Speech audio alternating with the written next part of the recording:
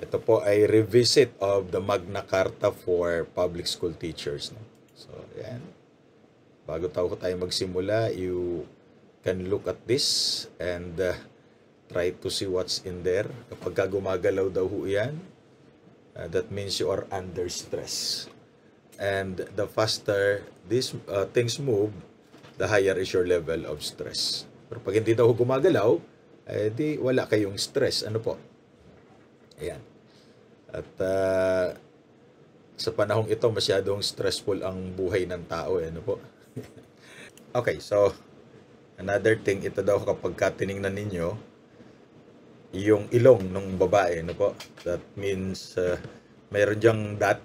Pakitingnan nyo mga 20 minutes or so. Wag naman, 5 seconds lang ho. Then after 5 seconds, you focus your attention dito sa inyong white portion of the screen, and you'll see something. At kapag nakita nyo po yan, hindi naman nakakatakot, don't worry. Those were the days ho na uso pa yung Kodak, no? Ano ibig sabihin yan? Wala lang. Lahat ba talaga dapat may ibig sabihin? Wala naman. Ito daw minsan, sometimes things are not what they appear to be, no? So kailangan may second look, para ho maituloy ninyo itong inyong pinapakinggan. There are other topics that we are discussing in this YouTube channel, so pwede ho kayong magpunta dyan at you can see all the other lectures. Ano po, libre naman ho yan. Now, on January 29, 2016, Congress enacted a law known as Republic Act 10743. And ito ho yung declaring October 5 every year as the National Teachers Day. So ang tagal na hong may teacher sa Pilipinas, no? Pero it's only on January 16 na recognize na magkaroon tayo ng sariling araw naman natin. Diba? Kasi merong Mother's Day, Father's Day, Grandparents Day, lahat na lang may araw eh. Pero meron pa bang Boyfriend's Day? Meron din yata. So yung teacher lang ang wala, no? So sino nga ho ba ang teacher? A teacher, according to William Arthur Ward, the mediocre teacher tells. The good teacher explains. The superior teacher demonstrates. But the great teacher inspires. So yung mga teacher ho natin na na-inspire tayo, yan ho ang tunay na teacher. Now, sino ba talaga ang teacher? O ano ba ang teaching? Sabi po na Republic Act 7836, that is known as the Philippine Teachers Professionalization Act of 1994, it refers to the profession concerned primarily with classroom instruction at the elementary and secondary levels in accordance with the curriculum prescribed by the Department of Education, whether on part-time or full-time basis in the private or public school. So one thing ho na ma-realize natin dito ay hindi pala kasama sa salitang teaching if you are teaching in college. Kasi sabi dyan, secondary at elementary lamang. So yun po ay, this is for purposes of licensing. Ano po? Kasi kapag ka nasa college kayo nagtuturo, hindi kailangan ng let. Pero pag sa elementary at high school, that is the time we need to be licensed. Kasi may mga kurso ho sa kolehiyo na hindi naman talaga let ang kailangan. For example, you are teaching in the College of Engineering, di dapat may lisensya ka as an engineer. So yung nagtuturo lamang sa College of Education, yun ang nire-require na magkaroon ng lisensya. So unlike in elementary and high school. Now, sino ang teacher? The same law tells us that teacher refers to all persons engaged in teaching at the elementary or secondary levels. Okay, so elementary at secondary uli, whether on part-time or full-time basis. Now, yan po ang pakahulugan ng salitang teacher. Sabi nila, experience is the best teacher. Pero para sa akin, no, teacher is the best experience. So if you want to have the best experience in your life, try a teacher. Now, ano naman yung Magna Carta? Magna Carta, known as the Great Charter, ang English po niyan ay yung complete name niya, Magna Carta Libertatum. Ay Latin, that means Great Charter of Freedoms, or the Great Charter or Great Letter of Liberty, that was attributed to King John of England noong June 15, 1215. Parang kailan lang, ano po? 1215. So, ito ho ang naging batayan ng mga karapatan because the Magna Carta originally provided for 63 clauses and most of them relate to rights of the English people. That is why today, if a law is enacted that is providing a right for a particular sector, we call it Magna Carta to honor the first Magna Carta of King John of England. At ang kauna-unahan nga pong Magna Carta sa Pilipinas ay ang Magna Carta for Public School Teachers. Okay? So the Magna Carta for Public School Teachers. This enumerates the rights, obligations, and other things pertaining to teaching in the Philippines, particularly at specifically for public school. That's why private school teachers cannot claim benefits under the Magna Carta. Why? They're not governed by Republic Act 4670. Dahil ito ho ay mag-a-apply lamang, as the name suggests, to all public school teachers, whether in the secondary or elementary. Now, for private school, ano naman ang governing law? It's the Labor Code and the Manual of Regulation for Private Schools. Sa public school teachers, so Magna Carta, at marami pang iba na i-discuss natin later on. Kasama pa ang Civil Service Law, at nagpa-file din kayo ng inyong SALN, kaya sinusunod din natin yung Republic Act 6713 dahil yun po ang basehan ng SALN. Okay, ano nga ba ibig sabihin ng SALN? Ayaw na nilang ipakita, so sekreto ang laman nito. Ayan. Sidelines at lagay namin. Okay? So, dito ho ipinapakita yung mga recruitment qualification para maging teacher ka. Okay? So, ito ho yung luma pa kasi ngayon, naamyendahan na po ito ng Republic Act 7836. The Philippine Teachers Professionalization Act of 1994 na kung saan binago yung recruitment qualification ng mga teachers at ang licensure exam po ay pinailalim na sa Professional Regulation Commission, PRC. At hindi na sa DepEd at saka doon sa Civil Service Commission. Yun kasi dati nagpapa-exam sa mga teacher. Kung naalala pa niyo mga senior teacher exam, and then later on it was replaced by the PBET or Professional Board Exam for Teachers, and then later on under the new law, Republic Act 7836, ipinasa ho tayo. At tama lang naman na magkalisensya tayo mga teacher ay doon ho sa PRC na. Kasi under our laws, ang PRC po ang regulatory body for all the professionals except lawyers. Kasi po sa amin naman sa mga lawyers, ang naglilisensya sa amin ay ang Korte Suprema at hindi ang Professional Regulation Commission. Kaya pagka may lawyer at nagpapakita ng kanyang lisensya as a lawyer coming from PRC ay peke po yaw kay maniniwala. Because the license of a lawyer is granted by the Supreme Court and nobody else. Okay? Now, bagamat nasa public school tayo, meron pa rin pong probationary period under Section 4. No probationary period. Kaya pagka ang teacher po ay qualified o lisensyado, pagpasok niya sa public school, hindi na siya subject sa probationary period. Regular na siya kaagad.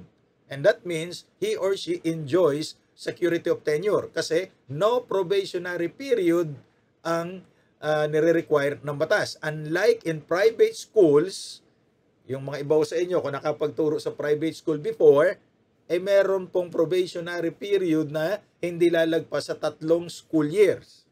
So, ang tagal, ano po?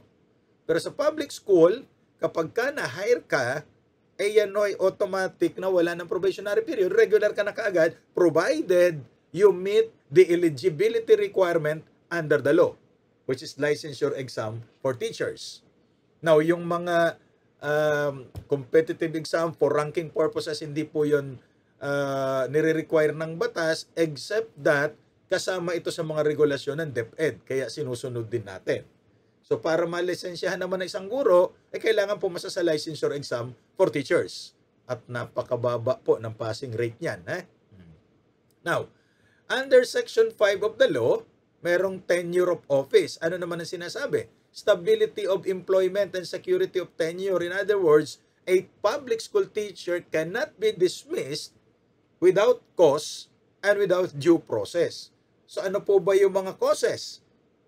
Unfortunately, wala hong sinabi dito sa batas nito ng mga causes. Although, may mga causes po for dismissal under the Civil Service Law, under the Republic Act 7836, and several other laws. Okay? But the general rule is do good and avoid evil. Yun lang ang sinasabi ni St. Thomas Aquinas. Ano? So, under Section 26 naman ng Republic Act 7836, ang isang, ito yung nakikita ninyo sa inyong screen, yan po ang Professional Board for Teachers. Sa PRC, may mga boards po yan. Like Board for Nursing, Board for Medicine. Meron naman ho tayo, Board for Professional Teachers. So binubuo po ito, dapat ho 5 yan eh. Kaya lang 4 lang ang naririyan kasi ang presidente ang nag-a-appoint, parang hindi nag-appoint na ika-5 miyembro. So itong nakikita ninyo ay mga teachers din po yan. Some of them ay nakasama natin nung nagtuturo pa tayo sa Sentro Escolar, itong si Dr. Navarro at saka si Dr. Lucido. They were with Sentro Escolar before. Sila ho ngayon ang mga chairman at vice chairman ng Board for Professional Teachers. Sila ang gumagawa ng mga regulasyon para sa ating mga professional teachers. At sila rin ang gumagawa ng exam. Now, pwede bang malisensyahan ng isang teacher kahit hindi siya pumasa sa licensure exam for teachers? Ang sagot po, kung dati pa ho ito, kasi nag-expire na ho ito noong 1997 pa, an elementary or secondary teacher for 5 years in good standing at meron siyang Bachelor of Science in Education degree or equivalent. Okay? So yan po ay pwede siyang mabigyan ng lisensya kahit hindi siya mag-exam. Or kung siya naman po ay nagtuturo sa secondary school or elementary school for 3 years at siya po ay may master's degree in education. So pwede hong mabigyan ng lisensya kahit hindi mag-exam, kaya lang ito po ay gagawin within 2 years from the organization of the Board for Professional Teachers. In other words, ngayon po hindi na pwede. Para malisensyahan ng isang teacher, kailangan pasado na siya sa exam kasi tapos na itong provision na ito. Okay? Tapos na yung 2-year period. So, anyone who wants to be licensed right now ay kailangan na pong mag-exam at maipasa ang licensure exam for teacher. Now, sa ilalim ng Section 6 ng Magna Carta for Public School Teachers, ang isang teacher ay hindi pwedeng i-transfer kung saan-saang assignment without his or her consent. Okay? So, isang napakagandang provision po, no? Except for a cause. Kung may dahilan at kailangan because of the so-called exigencies of the service. Now, if the teacher believes that there is no justification for the transfer, pwede niyang i-apela yung kanyang kaso doon sa Director of Public School. Wala na po ngayong Director of Public School. Yan na, kasi ho dati, sa ilalim ng lumang setup, mayroon Director for Public School, may Director for Private School. Ngayon wala na. So, i-apela niya ito doon sa next higher authority. Kung nag-transfer sa kanya ay superintendent, saan siya pupunta? Sa regional office ho. Or pwede niya rin questionin doon sa Civil Service Commission. Okay? Dahil ito naman po ay karapatan niya. Now, pending his appeal and the decision thereon is transfer, ay hindi mo na ipatutupad. Kasi kino-question niya pa ito. Now, no transfers whatever shall be made 3 months before any local or national election. Bawal po yan. Kasi yan naman po ay pinagbabawal doon sa ating Omnibus Election Code na ang mga government employees or officials hindi pwedeng i-transfer 2 months. 2 months nga lang ngayon, dito nakalagay 3 months, prior to the election. So magmula ho sa March next year, bawal na ang mga transfer of personnel in the government dahil po meron ng election ban. Even the president can no longer appoint except yung mga posisyon na talagang kailangan at saka yung mga judges and justices. Dahil may exception po dyan na ibinigay ang Korte Suprema. Okay? Now, ito na, may disciplinary procedure ho tayo na may sinusunod tayo. No? Every teacher shall enjoy equitable standards at each stage at any disciplinary procedure and shall have the right to be informed in writing of the charges.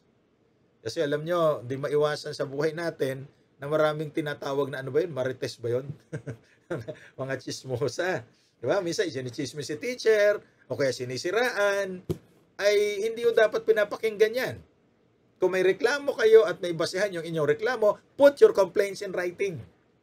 At ipasa ho dun sa next, sa kanyang disciplinary authority.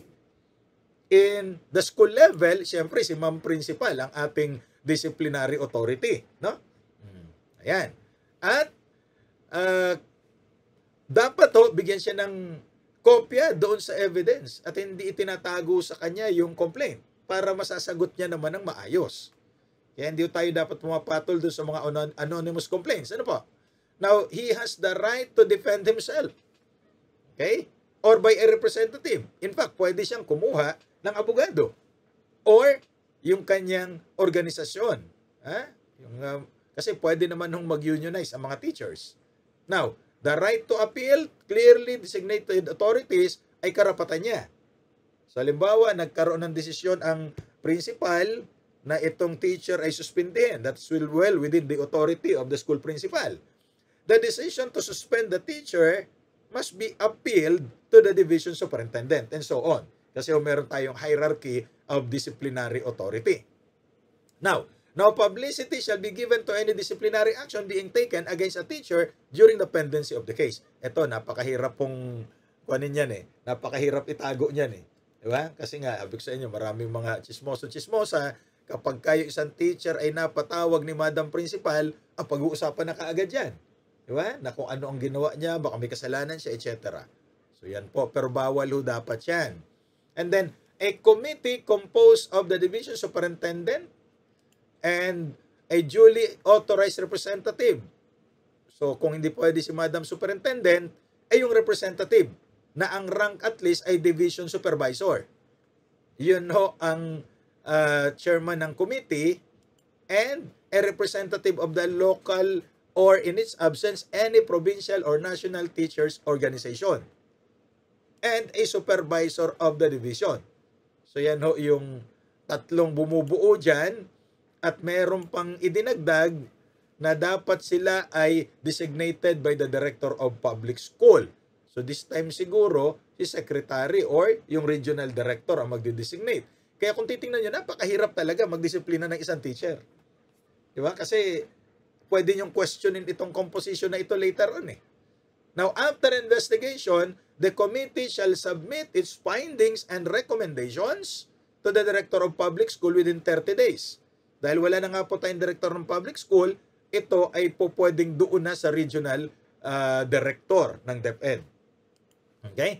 Provided, however, that that where the school superintendent is the complainant or an interested party, all the members of the committee shall be appointed by the Secretary of Education. Okay? So yan po ang paraan ng pagdisiplina at pag-imbestiga sa isang guro sa public school. Okay? Now, ano ba yung mga other laws na maaaring ma-violate ng isang teacher? Umpisahan ho natin yung sexual harassment. Ano ba ang sexual harassment? Applicable po ito kung ang offender ay merong moral ascendancy over the victim. Kaya ang pwedeng kasuhan lamang nito ay yung teacher ng kanyang estudyante. Pero mind you, kapag ka ang biktima po ng sexual harassment ay below 18, hindi po sexual harassment ang ikinakaso. Ito ay child abuse. Dahil sa ilalim ng batas, any person below 18 is a child. So be careful kasi ang mga estudyante natin sa high school at sa elementary definitely ay mga below 18. So kapag ka nagkaroon po ng kasong sexual harassment, yan po ay magiging child abuse at mas mahaba ang parusang pagkakulong. Ang child abuse po ay pinaparusahan ng 6 to 12 years imprisonment. Okay? Now, so ano ba yung sexual harassment? The use of explicit or implicit sexual overtones, including the unwelcome or inappropriate promise of rewards in exchange for sexual favor.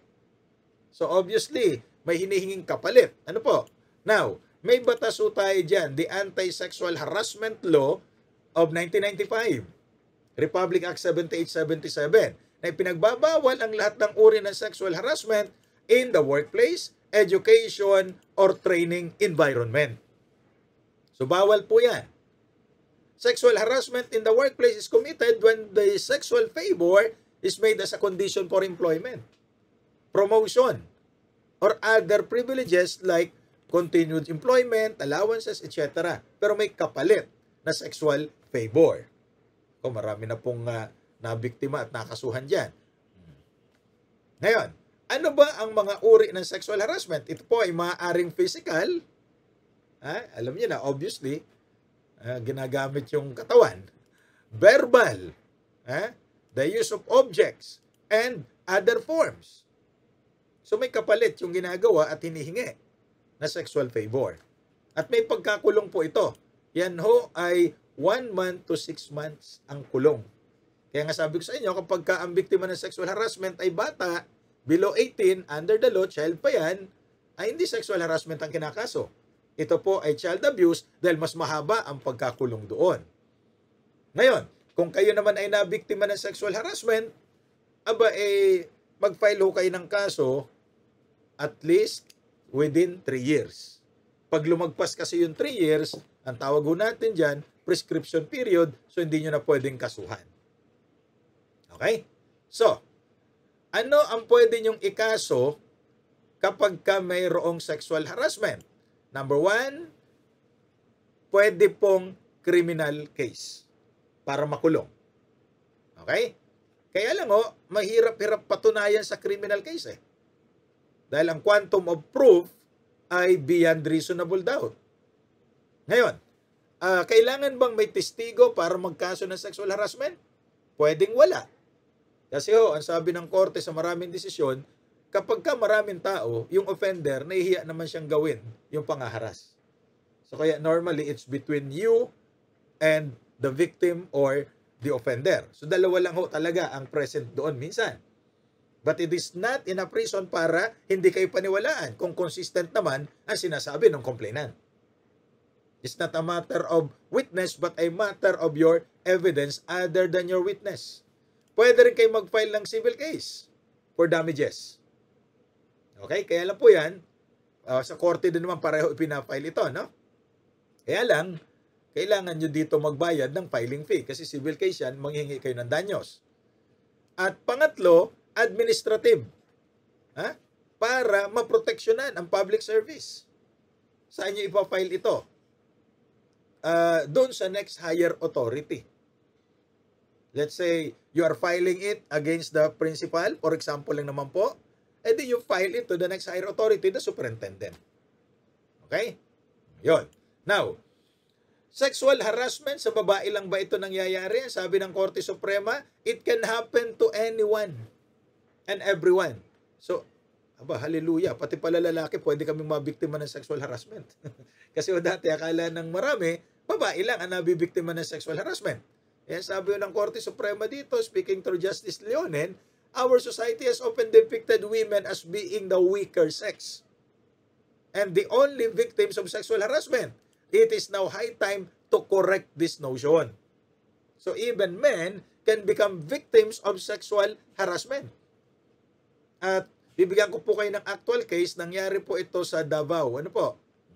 May isang superintendent and at one point, hinalikan niya at niyakap yung isang teacher dahil silang dalawa na lang ang naroroon sa opisina. Nag-file ng kasong kriminal si teacher. Na-dismiss ng korte. Ano kaya ang dahilan? Well, we do not know. Sabi ko nga sa inyo, mahirap patunayan minsan yung criminal case.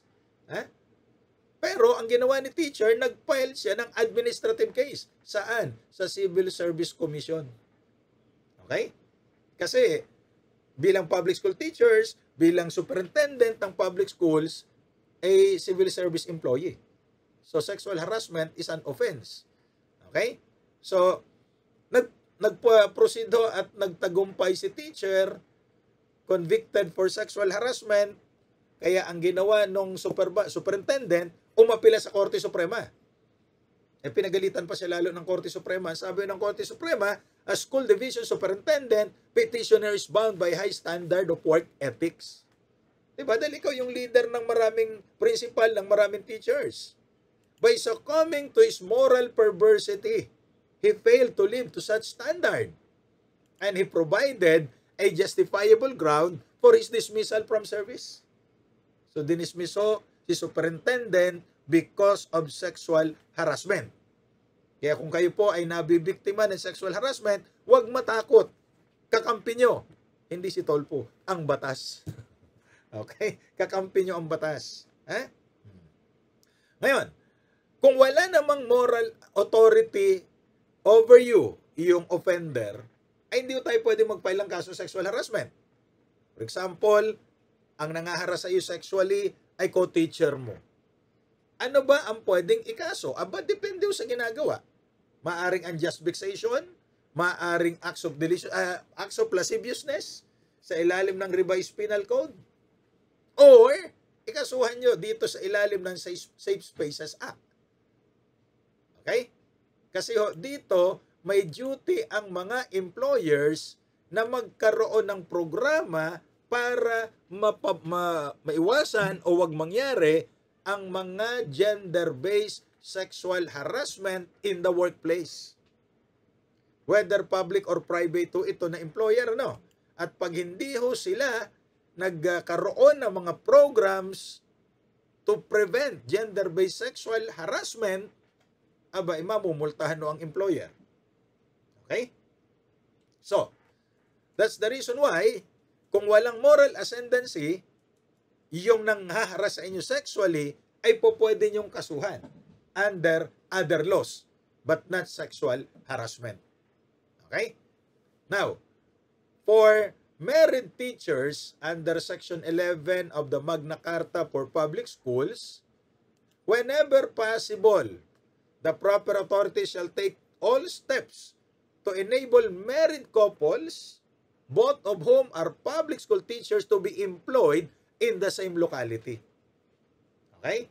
So, kailangan doon sila sa, hindi naman sinasabi ng batas na parehong eskwelahan. Okay?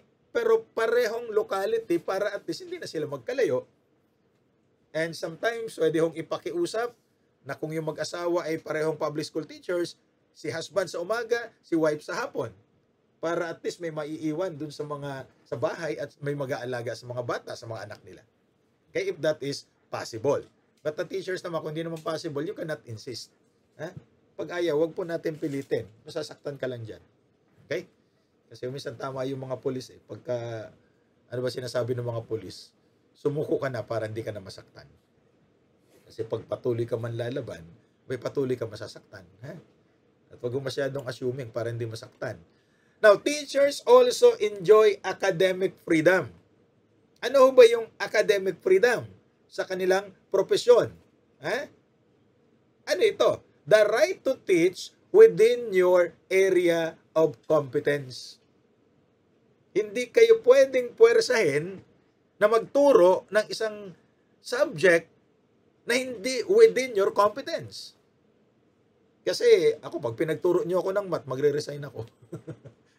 I hate numbers except number 2. Ano po? Hindi, sorry, biro lang. At saka daw sa algebra man o sa tunay na buhay, problema yung X. Okay?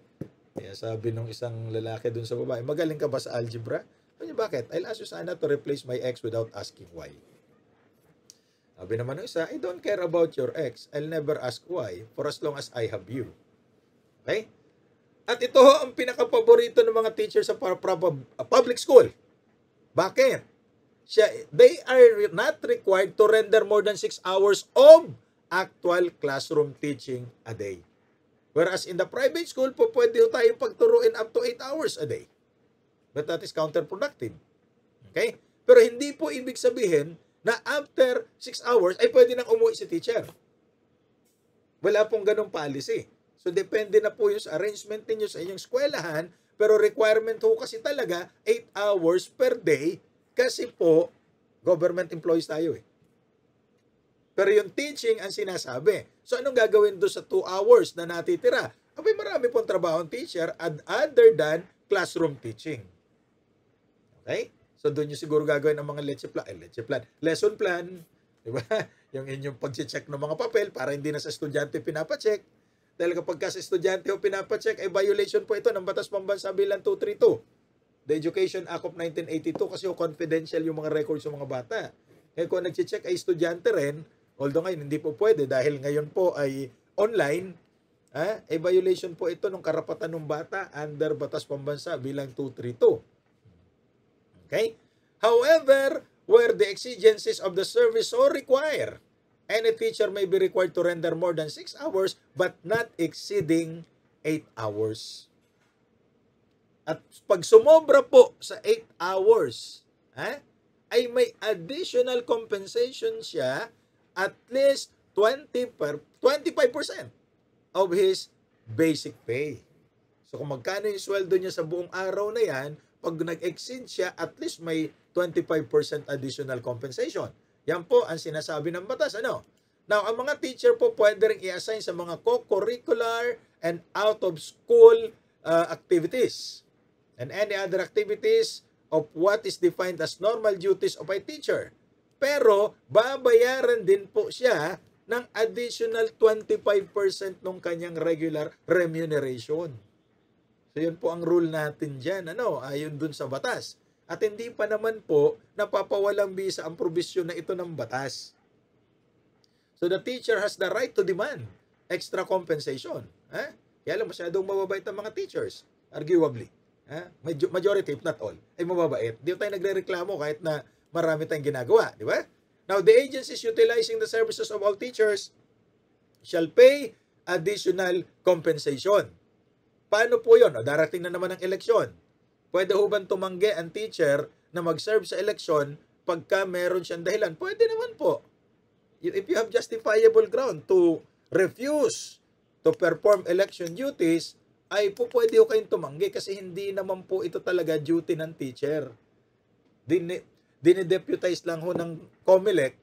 Kaya nga kailangan may permiso pa ito ng DepEd at ng presidente na i-deputize yung mga teachers during election.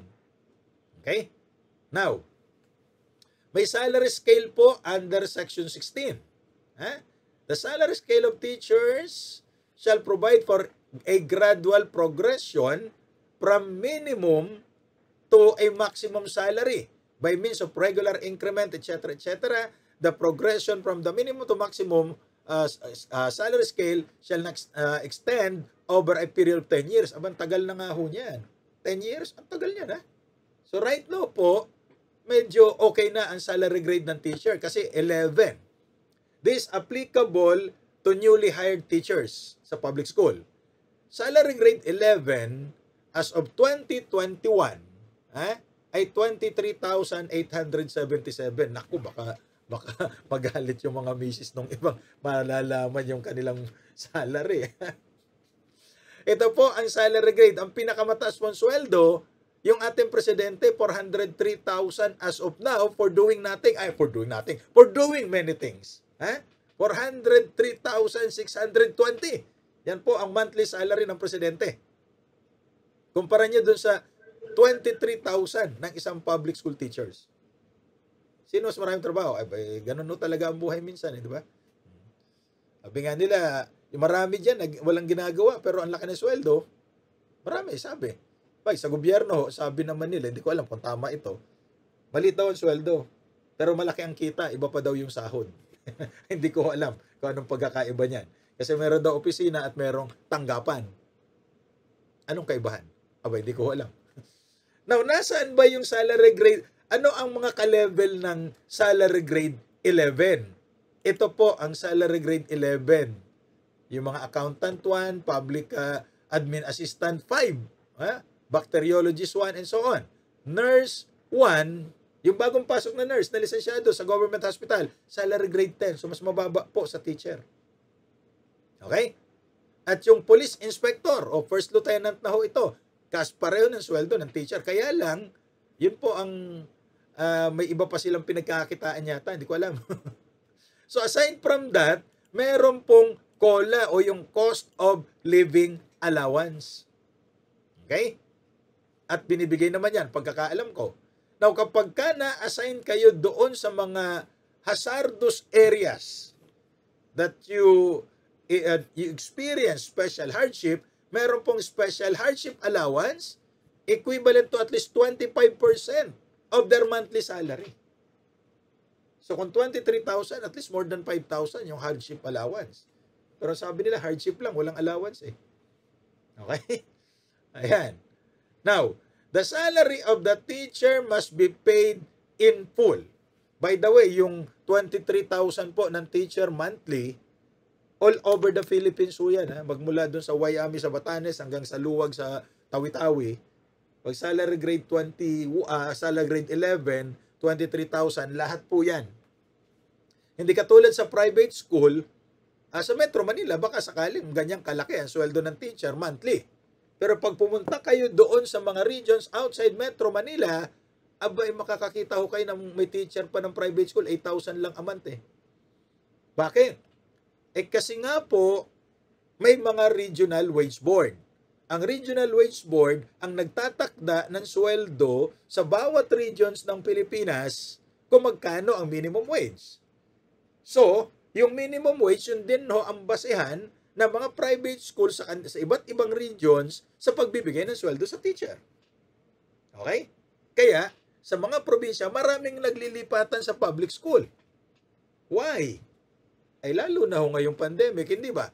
Nagsara ang mga private schools, ay di no work, no pay. Yan naman no, ay authorized ng batas at ng Korte Suprema, yung no work, no pay policy. Samantala sa public school, kahit hindi pa nag-operate yung mga eskwela, tuloy ang sweldo. Bakit? Gobyerno nagpapasweldo eh. Kaya sabi sa mga probinsyang malalayo, be proud you are a teacher. Why? Your husbands depend on you. Joke lang ho ito. Magagalit. Okay? So, ang bayan sa teacher ay legal tender. Hindi po pwede yung cheque for the longest time. Cheque ho ang binabayad sa mga public school teacher. It was only at the time of Secretary Raul Roco in 2001. Sabi lang, the best president we never had. Na kung saan nagkaroon ng ATM ang mga teacher sa land bank. Kaya hindi na ho cheque yung ipiniprenda ng teacher, yung ATM niya na. Sinasanla yung ATM. Marami ako na-encounter na ganyan. At nagpapatulong. Okay, so ano ba yung legal tender? A legal tender is a currency that cannot legally be refused in payment of debt or obligations. So dapat cash ang binabayad sa atin. Kaya lang dahil nga may mga modern mechanism of payment, yung cash equivalent pwede namang through ATM. Kaya land bank ho ang nagbabayad sa mga teachers. Ano po? Through land bank dahil may ATM kayo. Now, under Section 22, may compulsory medical examination and that should be free of charge sa mga teachers. Now, where medical examination show that medical treatment and hospitalization is necessary, the same shall be provided for free by the government entity paying the salary of teachers. So, dapat yung hospitalization ng mga teacher, libre din. Ano po? Yan ang sabi ng batas. Kaya lalo na sa panahong ito, ang problema natin ay vaccination. Dapat yung vaccination, libre naman talaga lahat ang vaccination. Ano po? Kaya ang problema natin ay vaccine. Sabi nila, ang iboto na lang natin si Manny Pacquiao para wala na tayong problema sa vaccine. Kasi siya ang vaccine champion. Okay? Ayan. So, kaya lang daw sasama sa kanya si Yorme dahil marami pang mga movement ito. Pero pangit yata yung tambalan nila. Pacquiao at saka Yorme. Pangit ano.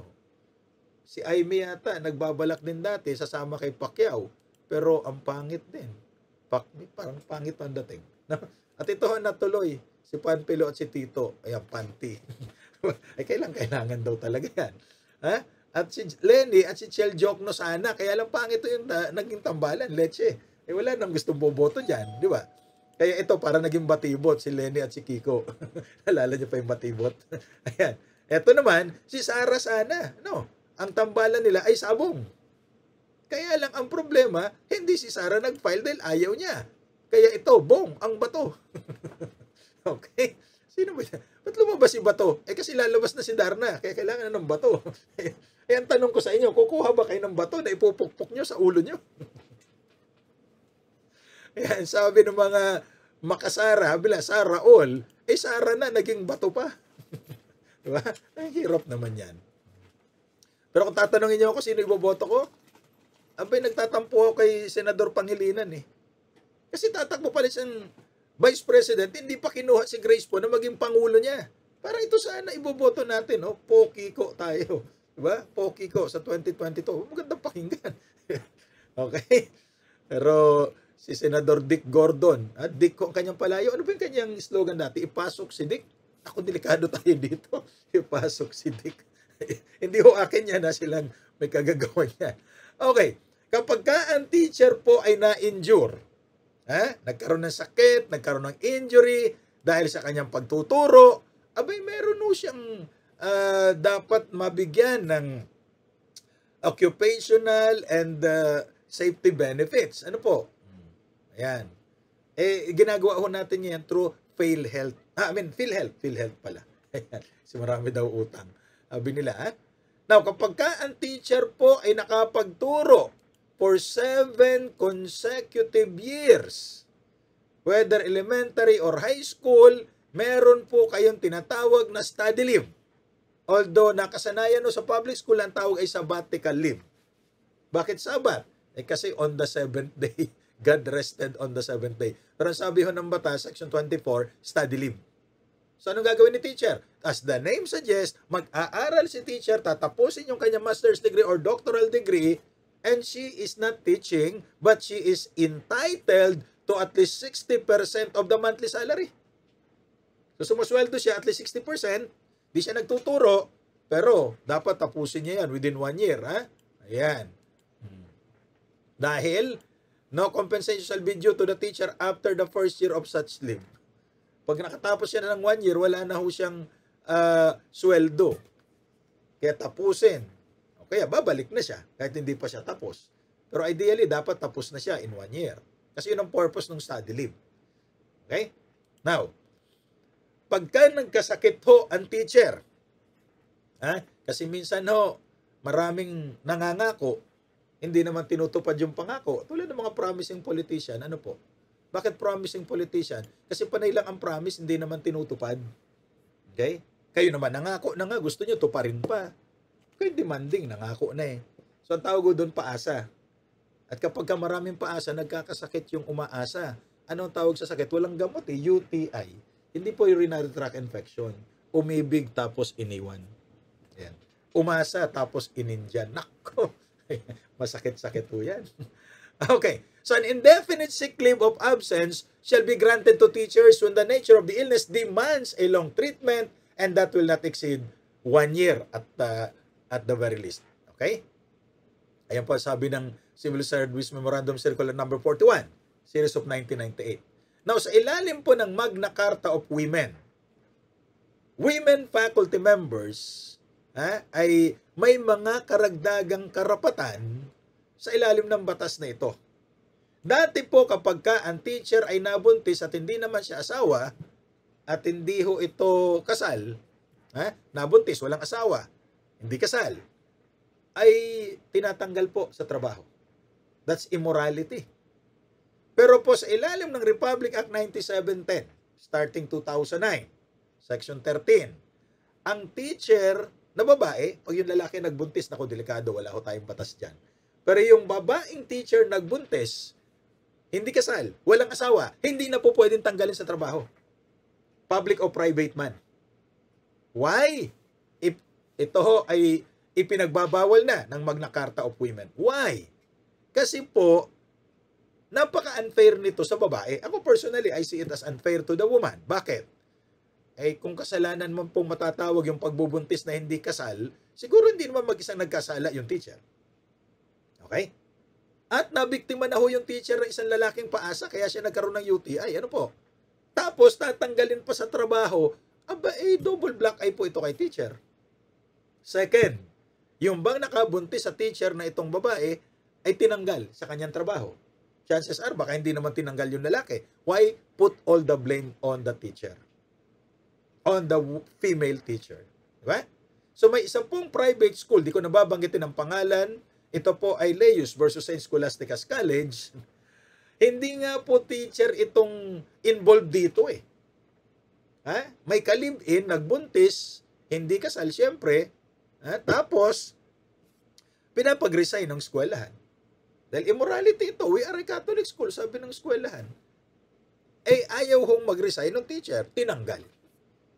So, nag-file ng kasong illegal dismissal, and when it reached the Supreme Court, ang sabi ng Korte Suprema, pregnancy out of wedlock is not a disgraceful or immoral conduct.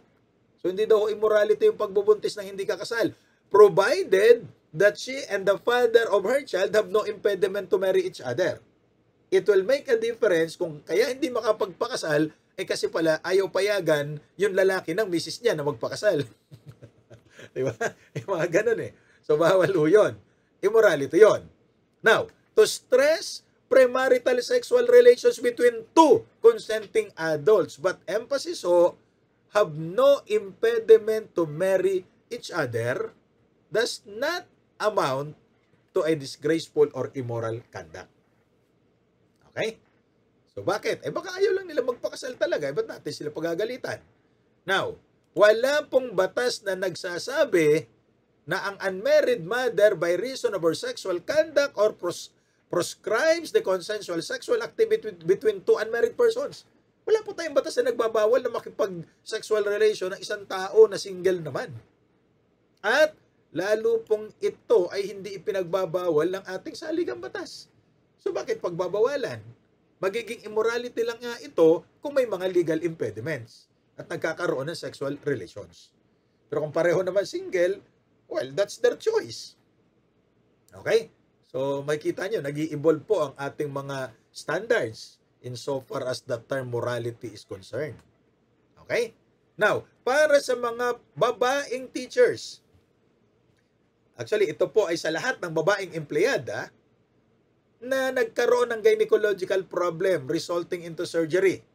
Provided sila po ay nakapagtrabaho at least 6 months in the 12-month period prior to the surgery, ay magi-enjoy po sila ng special Magna Carta leave. Magna Carta of Women naman ito. So, under Civil Service Memorandum Circular Number 25, Series of 2010, that female employee ay entitled sa 2 months leave with pay. And that is in addition to the existing leave benefits. Kung nagkaroon siya ng gynecological problem, kaya lang hindi niya pwedeng i-convert into cash. So ano po ba yung mga gynecological problem? Sabi ng batas, kasama ho dyan ng hysterectomy. Hindi ito pagtanggal ng hysteria. Pagtanggal po ito ng uterus. Nagkaroon ng problema eh. Ovarectomy, pagtanggal po ng ovary. Mastectomy, the removal of a defective mammary gland. Sabi ng estudyante ko, sir, how do you remove bad breath? Psychodontotomy. Okay? Now, sa ilalim ng isa pang batas, ito po yung VAUSI, yung Violence Against Women and Their Children. Okay? Ang babae na nagtatrabaho, regardless kung saan siya nagtatrabaho, public o private, nag-file ng kasong VAUSI laban sa kanyang partner o asawa. Kasi pwedeng VAUSI kahit na hindi sila kasal, bibigyan pa siya ng additional 10 days leave with pay. So regardless po ito, yan man ay public o private, pag nag-file ng kasong VAUSI laban sa partner yung female employee, entitled siya doon sa 10 days leave with pay. Okay? Ngayon, sa ilalim naman po ng bagong batas, Republic Act 11210, ito ho yung maternity leave law. All covered female workers in government and private sector, including the informal economy, regardless of the civil status of the legitimacy of the child. So may asawa man o wala ang teacher na nagbuntis, public o private, entitled siya sa 105 days with pay. Kung siya po ay may partner or married, 105 days, at pwede niyang i-extend for another 30 days, but yung 30 days extension shall be without compensation. Wala na pong bayad yan. Okay? Now, under Republic Act 8972 or Solo Parent Welfare Act, meron po mga solo parent na nagbuntis, ay mas mahaba po, 120 days ang kanyang paid leave. Maternity leave niya, 120 days, may additional 15 days. And the same option to extend for another 30 days but without compensation. Okay? Hanggang ilang pagbubuntis? Unlimited pregnancy po tayo. Hindi katulad nung naunang maternity leave law na hanggang 4 lang. Ngayon po ay unlimited. Kaya naalala ko yung nanay ko, 13 ulit siya nagbuntis. Mahigit pa ata 13, pero 13 lang ko kami pinanganak. I am the 13th. O sayang, dapat ngayon siya nagbuntis ng marami. Lahat yun may maternity leave. Kasi noong unang panahon, 4 lang ko eh. It's different kapag ka po miscarriage. Kasi kung miscarriage, ito ho ay 60 days naman. Okay? Now, yung 105 days o yung 120 days, pwedeng i-allocate ng female employee ano man na nag-maternity leave. Kanino? Doon sa partner niya, sa asawa niya, or sa alternate caregiver. Pwede niyang bigyan ng 7 days. So, siya ang mababawasan ng 7 days. Ano po? Basta ipaalam lang sa employer. Kahit na married si teacher at may paternity leave yung kanyang mister, ay entitled pa rin ho siya doon sa maternity leave at pwedeng madagdagan. I-allocate ng misis sa kanyang mister para madagdagan yung kanyang paternity leave ng another 7 days. Okay? At kapag ka namatay po or naging permanently incapacitated yung female employee na nag-maternity leave for whatever reason, yung natitirang maternity leave benefit ay pwedeng ma-enjoy or ma-convert into cash at magi-enjoy yung kanyang partner o yung tatay ng bata or yung alternate caregiver. Okay? Now, may parusa po ito ng pagkakulong at pagmumulta kapag nilabag ng mga employers ang maternity leave law. Ang penalty ay 20,000 to 200,000 fine. Yan po ay napupunta sa korte kasi napupunta dun sa nagreklamo ang tawag damages. So, ang fine po ay pupunta sa korte, multa po yan. May kulong ho ito, 6 years up to 12 years imprisonment. Now, para naman sa mga lalaking teacher, meron naman po tayong tinatawag na paternity leave under Republic Act 8187. Kaya lang mas mahigpit ang paternity leave sa mga lalaki. Bakit? Dapat siya ay legally married and cohabiting with his wife. Kasi married sila pero hindi cohabiting, nanganak yung asawa, o kaya nagli-live-in lang sila, nanganak yung partner, walang paternity leave si mister. Okay? 7 working days lang po ito at babayaran ni employer at hanggang sa 4 na panganganak. So pag panlimang panganganak na ng kanyang misis o ng kanyang partner, wala ng paternity leave si mister, hindi partner kasi kailangan meron sila.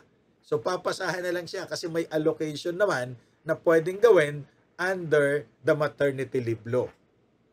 Okay? So pag hindi mo nagamit yung paternity leave, not convertible into cash. Now, may parusa din po itong kulong at pagmumulta.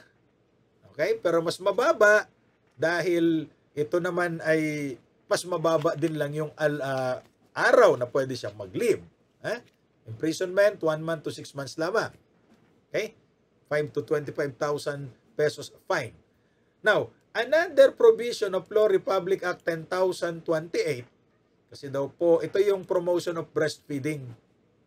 Sabi nila, breast milk is best for babies up to 52 years old. Up to 2 years old and beyond. 2 years old lang po and beyond. Okay? So, dapat yung mga employers magkaroon ng lactation station. Kasi during the day, practically, hindi naman dadalhin yung anak ng nanay dun sa trabaho. Ano po? Pero during the day, yung lactating mothers ay kailangan nung magtanggal ng mag-extract ng kanyang milk. Ay, hindi po pwedeng gawin kung saan lang yan. At lalong hindi pwede sa toilet, baka makontaminate. Ano po? Nasa trabaho siya eh. So, dapat may facility, may separate room na tinatawag na breastfeeding or lactation station. So, marami pa po hindi nagko-comply dyan, but that is a requirement of the law. Now, for solo parent, you are entitled to flexible working condition. Okay? So, kung may pang-umaga, may pang-hapon, pwede siyang mamili kung saan siya. At meron po siyang parental leave. Not more than 7 days every year. Okay? Kaya lang, ang requirement po ng civil service, Memorandum Circular Number 8, Series of 2004, pwedeng gamitin ito tuloy-tuloy, 7 working days, ano? Na hindi siya papasok, babayaran siya as a solo parent. Pero, i-avail niya every year dahil pag hindi niya na-avail, forfeited ho yan. Kaya yung mga solo parents na nagtuturo, i-avail ninyo dahil sayang. Hindi naman pwedeng i-convert into cash. Pero dapat meron kayong ID as a solo parent from your local government units. Okay? So those are the other benefits provided by other laws.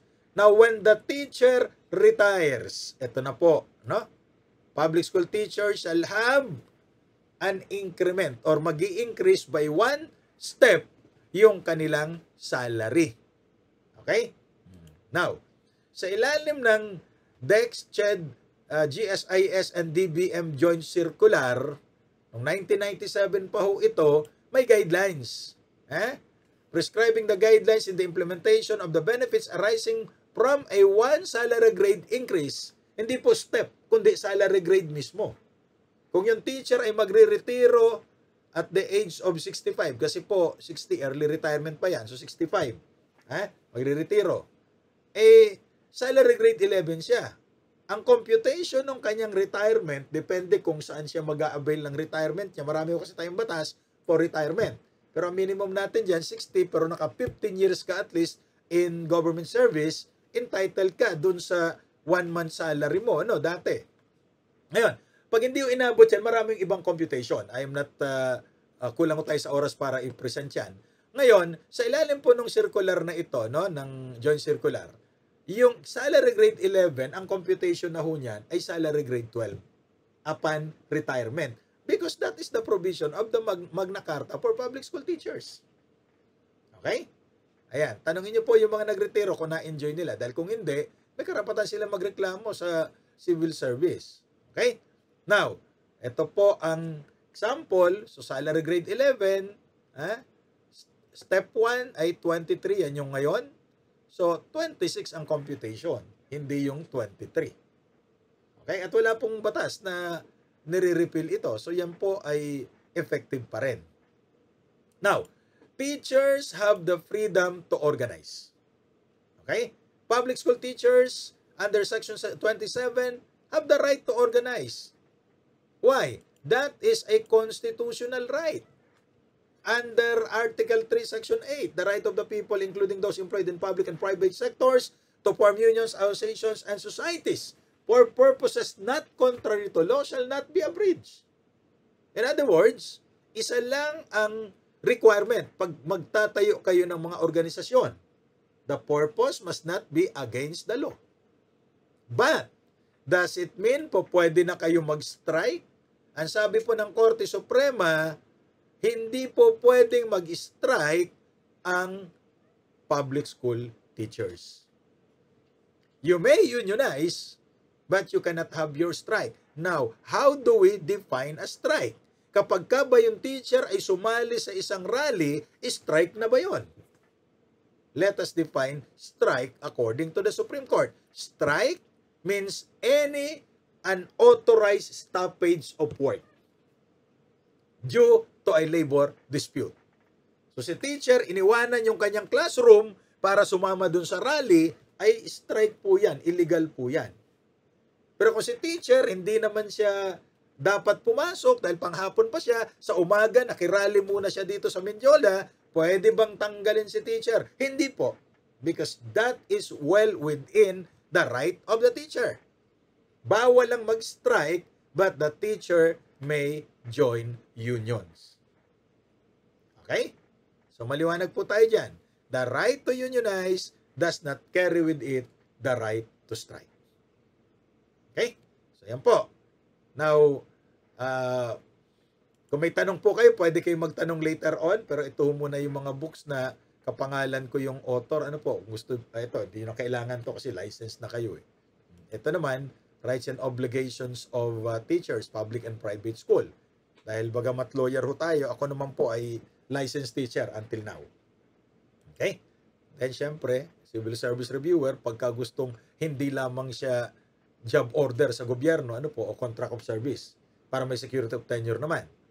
Ito naman, andito na po yung away ng Pilipinas at ng China, na bagamat nanalo tayo, ang ating gobyerno mukhang reluctant na ipatupad yung ating napanalunan kasi hindi daw natin pwedeng girahin ng China.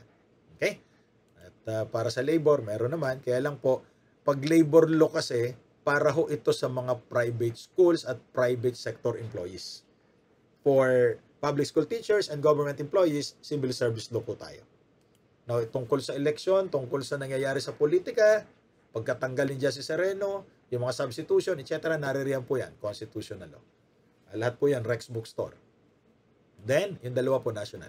Ito naman ho ay constitutional law 2, yung mga basic human rights at saka Bill of Rights, nandyan po ang discussion. Okay? At sabi ho ni Professor Agoncillo, si Bonifacio ay pinatay sa Mount Nagpatong, sa Maragondon. Malapit yata ito sa 13 Martires, yung Maragondon. Malayo. Ayan. Sabi naman ni Dr. Saide, sa Mount Buntis. Sabi, naguluhan po ako. Kaya ito, ginawa natin itong librong ito. At clarify natin, si Bonifacio ay pinatay May 10, 1897 sa Mount Nanganak, sa Maragondon, Cavite. May ganun bang ano dyan? And then, kasi ng philosophy, ayan, no? Then gusto mag-travel around the world, pero bawal pa. Punta, basahin nyo na lang ito. You can travel around the world. Sa Rexu yan. Gusto nyo sa Asia, ayan naman. Yung History of Philippine Education, naririto po sa... In fact, ito yung kauna-unahan kong librong na-publish way back 1997. Kaya lang kung nagbago ng curriculum, baka yung iba sa inyo naabutan pa yung Foundations of Education 2, Historical, Philosophical, and Legal Foundation. Ito po yung ginagamit ng textbook noon. Kaya lang ngayon, nabago na ho yung curriculum. And then, you have, ito, si Rizal, siyempre. At nagbago po ng curriculum sa college, kailangan nating makasabay dyan. So, meron tayong sociology. And then, yung akin naman pong dating girlfriend, na ngayon po ay nanay ng mga anak ko. At dati pong co-teacher ito ni Ma'am Jesseline sa Diliman Prep. May libro din ho siya. Yan ho. So, finally, I always tell my students, if you want to be a teacher or a lawyer, use your mouth to earn a living. If you want to use other people's mouth to earn a living, do not be a teacher or a lawyer. Be a dentist instead. But more important than talking is listening. Lagi kong sinishare ito sa audience ko, baka iba na sa inyo narinig na ito. You look at the word heart. You remove letter T, you have the word hear. Makinig. You remove letter H, you have the word ear. So in the middle of the word heart is the word ear. And if you try to cut both your ears, but please do not do this at home, you'll form a heart-shaped object. So what does it imply? Our ears are the gateways to our heart. You'll never know how to love unless you know how to listen. Listening is the starting point of loving. And that's the reason why God gave me you. Ay, hindi ho. God gave us 2 ears and only 1 tongue so that you may listen twice and speak only once. Okay? At para maging maligaya sa ating buhay, ang sabi po ni Maya Angelou, do not make someone a priority if you are to him is just an option. Okay? So, i-prioritize lang natin yung mga tao na priority rin tayo. Kasi minsan, ginawa mo na ang lahat, ay hindi pa rin talaga pwede. Ayaw pa rin. Ang sinasabi ko lang dyan sa mga estudyante ko, hindi ka talaga magiging sapat sa isang tao na iba ang hinahanap. Okay? Kaya, iwasan nyo po yung mga tao na ang turing sa inyo ay para lang kayong hagdanan. Bakit hagdanan? Pinapansin ka lang pag hindi available yung elevator. Iwasan nyo rin po yung mga tao na ang dating sa inyo ay Ferris wheel lamang. Bakit Ferris wheel? Akala mo pinapasaya ka, yung pala pinapaikot-ikot ka lang. And finally, iwasan nyo yung mga tao na parang buwan. Bakit? Sasamahan ka sa gabi, pero iiwanan ka rin pagdating ng araw. So kung gusto nyo pong ituloy pa yan, ayan ho, meron tayong YouTube channel. You can always go to that channel and subscribe. Maraming salamat po sa inyong pakikinig at magandang umaga sa ating lahat.